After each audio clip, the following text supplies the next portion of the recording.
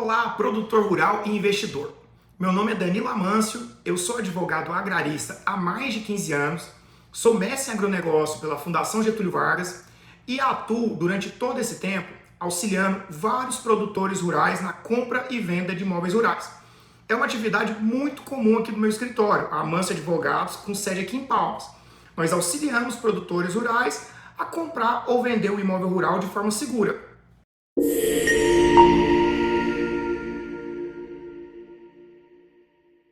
E hoje eu tenho o prazer de estar gravando o meu primeiro vídeo sobre compra e venda de imóveis rurais. E o porquê desse vídeo? Eu queria compartilhar um pouco da experiência que eu tive ao longo desses 15 anos, falando para você o que dá errado numa compra e venda, de uma forma simples, clara, objetiva, para que você, quando for escolher o seu primeiro imóvel rural, não caia em alguma armadilha. Imóveis rurais são muito diferentes de imóveis urbanos. Por quê? Compra e venda de uma casa, de um apartamento, é um procedimento muito mais simples do que a compra de uma fazenda. No campo, nós temos muitos conflitos fundiários, sobreposição de georreferenciamento, conflito de CAR, que é o Cadastro Ambiental Rural, brigas de vizinhos, invasões, problemas possessórios. Às vezes você vai escolher um imóvel rural e você ignora que ele tem posseiros, ou alguém omite isso de você. Às vezes aquele imóvel esconde um desmatamento ilegal, dívidas bancárias vinculadas na matrícula. Então, a complexidade envolvida na compra de um imóvel rural é muito grande. E o que eu falo para os meus clientes? Todo imóvel rural tem um preço. Eu posso muito bem comprar uma área de posse. Só que eu tenho que saber que ela é uma posse. Eu tenho que ter noção que é uma área que não tem documento. Ela não tem, por exemplo, uma certidão de matrícula. E no direito brasileiro, só é proprietário quem registra. Quem é o proprietário tabular, registral. Quando você tira aquela certidão de inteiro teor, o nomezinho que aparece lá, fulano, proprietário da fazenda tal, com tantos hectares.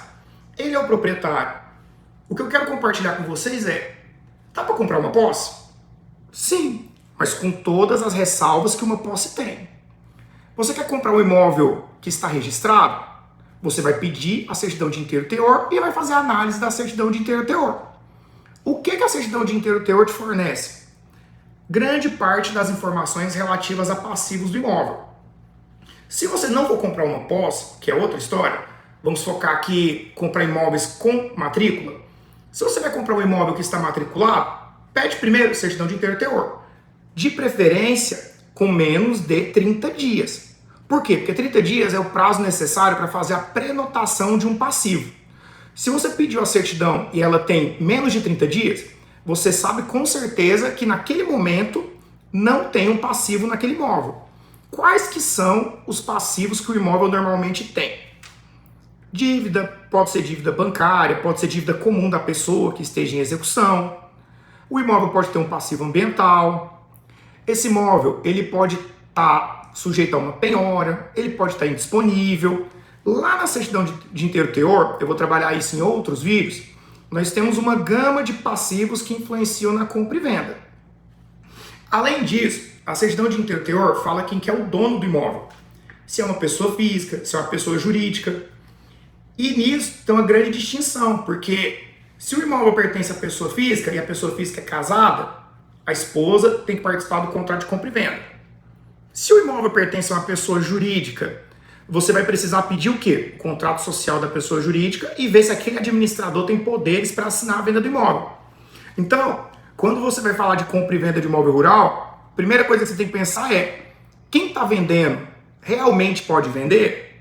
Algumas armadilhas que são muito comuns: imóvel de inventário, imóvel vinculado a procedimento de divórcio, imóvel com bloqueio no CNIB, que é a Central Nacional de Indisponibilidade.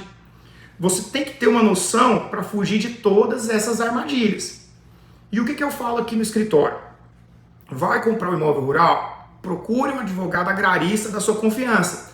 Alguém que entenda da certidão de inteiro teor e do meio fundiário. Porque, além da certidão de inteiro teor, o que eu recomendo? Faça uma busca nos sistemas públicos. Quais são eles? Por exemplo, Tribunal de Justiça. Você vai verificar se os vendedores têm ações na justiça que possam atrapalhar a venda daquele imóvel. Se a pessoa está no processo de divórcio, isso é interessante. Se o imóvel está vinculado a um procedimento de inventário. Se o vendedor tem dívidas e essas dívidas têm valor significativo, muitas vezes você vai pegar e ter que analisar se essa dívida impacta o suficiente na venda do imóvel. Tudo isso é pesquisável. Você olhou, vendedor, se ele pode vender. Analisou a certidão de inteiro teor, viu que o imóvel não tem passivo. Olhou nos sistemas públicos e não achou nenhum processo que desabonasse essa venda. Você ainda tem que ter a preocupação com o passivo ambiental. Analisar o quê? O Cadastro Ambiental Rural, o CAR. Não tem como comprar imóvel rural sem verificação de passivo ambiental. Quem compra imóvel rural sem analisar passivo ambiental está comprando a descoberto. Pode ser que a compra e venda não tenha valor nenhum, porque às vezes o passivo ambiental vale mais que o imóvel. As multas por desmatamento ilegal são pesadíssimas. Os embargos ambientais te impossibilitam de produzir qualquer coisa. Outro ponto interessante.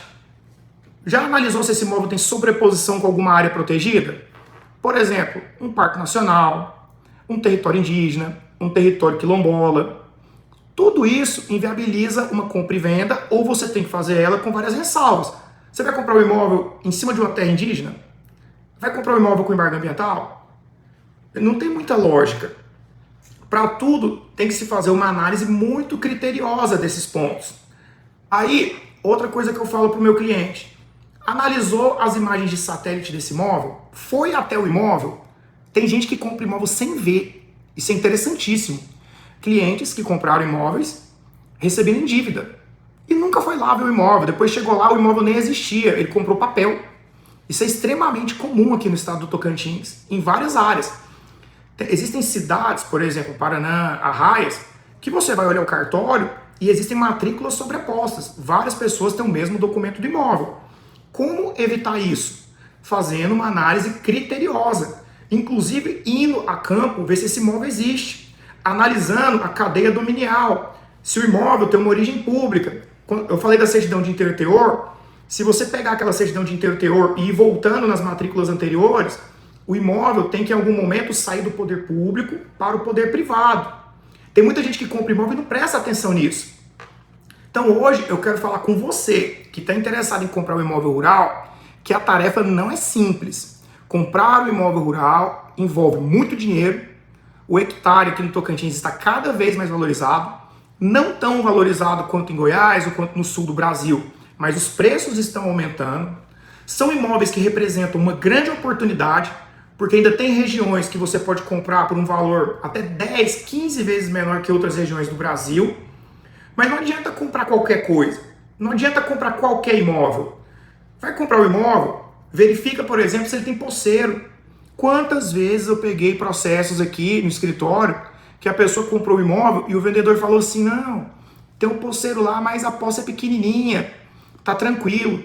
E depois teve que responder uma ação de uso capião e perdeu grande parte da área para aquele posseiro. Tudo isso tem que ser levado em consideração. Então, se você é comprador, investidor, pretende vir aqui para o estado do Tocantins, Maranhão, sul do Pará, qualquer um dos outros estados do Mato Piba, tenha muito cuidado com a documentação que envolve o imóvel rural. O que eu recomendo é, faça uma due diligence, que é uma auditoria completa desse imóvel rural. Passivo ambiental, parte de coordenadas geográficas, se o imóvel está certificado no SIGEF, se ele tem matrícula, se os vendedores podem vender, porque dessa forma você vai adquirir o imóvel de uma forma segura. Como eu disse anteriormente, todo imóvel rural tem um negócio para ele, tem um preço. O que eu faço como advogado? O que nós, operadores do direito, oferecemos aos proprietários, aos interessados? Segurança jurídica.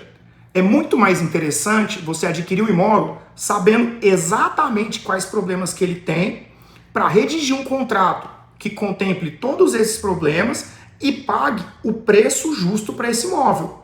Se você gostou desse conteúdo, se ele foi útil para você, curte ele, comenta, compartilha. Toda semana eu pretendo apresentar mais conteúdo sobre imóveis rurais, sobre agronegócio, sobre direito ambiental. E a ideia é sempre compartilhar conhecimento e trazer mais segurança jurídica para o campo.